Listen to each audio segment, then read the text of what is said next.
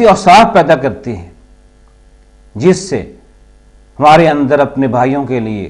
خیر خواہی کے جذبات پیدا ہوتے ہیں. ہم دوسروں کی بھلائی چاہتے ہیں، ان کی خیر چاہتے ہیں. اور کوئی بھی معاشرہ اس وقت تک مضبوط معاشرہ نہیں بن سکتا، بہترین معاشرہ نہیں بن سکتا جب تک اس کے افراد کے اندر دوسروں کی خیر خواہی، دوسروں کی بھلائی کے جذبات نہ ہوں. جب تک ہر فرد کے اندر یہ جذبہ پیدا نہ ہو جائے کہ جس طرح شمع خود کو جلا کر، خود کو پگھلا کر، اپنا وجود کھو کر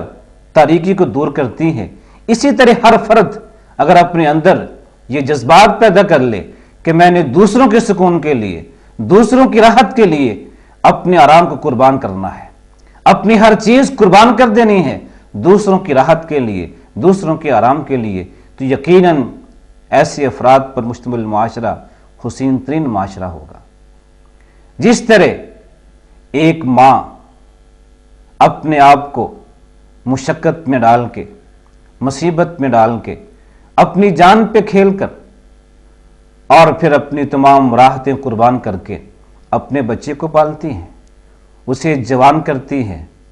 اس کی نشو و نما کرتی ہے. اگر ماں اپنی اولاد کی خیر خواہ نہ ہو تو کبھی بھی کسی معاشرے کو نوجوان نسل نہ مل سکے، اچھے نوجوان نہ مل سکیں. یہ ماں کی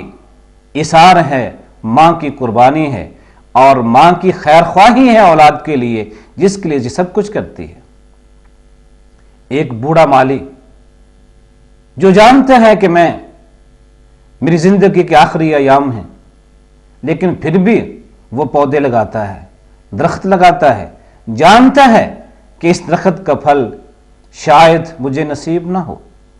لیکن وہ اپنی قوم کا خیر خواہ ہے، قوم کی بھلائی چاہتا ہے کہ میرے بعد جو لوگ آئیں گے، جو نسل آئے گی، میں ان کی بھلائی کے لیے یہ کام کر جاؤں. لیکن اگر اس کے دل میں ایسے جذبات نہ ہوں، وہ یہ سمجھے کہ جب اس کا پھل مجھے نہیں ملنا، اس درخت سے میں نے مستفید نہیں ہونا، تو میں یہ کیوں کام کروں، تو کبھی بھی اس زمین پر یہ خوبصورتی، حسن، جمال موجود نہ رہے. یہی چیز کہ ہر انسان دوسرے کا، آنے والوں کا خیر خواہ ہو، اسی کے ساتھ معاشرے میں حسن پیدا ہوتا ہے، خوبصورتی پیدا ہوتی ہے. اور پھر جب انسان ایک مسلمان ہونے کی حیثیت سے اپنے اندر یہ اوصاف پیدا کر لے کہ وہ اپنا مفاد قربان کر دے لیکن دوسروں کے مفاد کو عزیز رکھے، اپنے معاشرے کے، اپنی قوم کے، اپنے خاندان کے مفاد کو اپنے ذاتی مفاد پہ ترجیح دے، تو پھر یقیناً یہ خاندان بھی،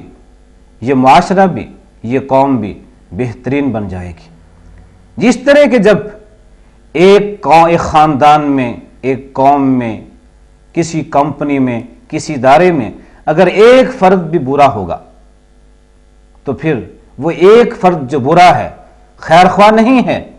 وہ خاندان کو تباہ کر دے گا، قوم کو برباد کر دے گا، ادارے کو تباہ و برباد کر دے گا. جس طرح کہ ایک مچھلی پورے تالاب کو گندا کر دیتی ہے، ایک فرد جو دوسرے کا خیر خواہ نہیں ہے، خاندان کا ایک فرد خاندان کو تباہ کر دیتا ہے. اگر قوم میں ایک فرد قوم کا بدخواہ ہو، یہ قوم کی تباہی کا سبب بن سکتا ہے. لیکن